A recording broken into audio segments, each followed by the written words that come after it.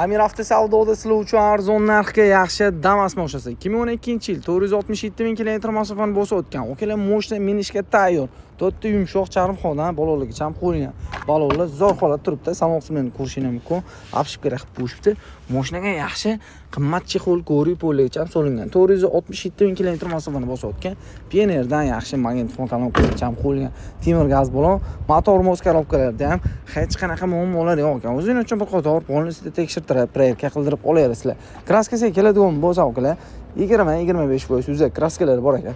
O'zingiz uchun buni ham polnisida tekshirtirib, keyin notarsda pul sanasani ham bo'laveradi. Narxini okalar sizlar olib maza qilmayishini uchun akamizga pul so'rashsiz olagan bo'ladigan narx debdilar.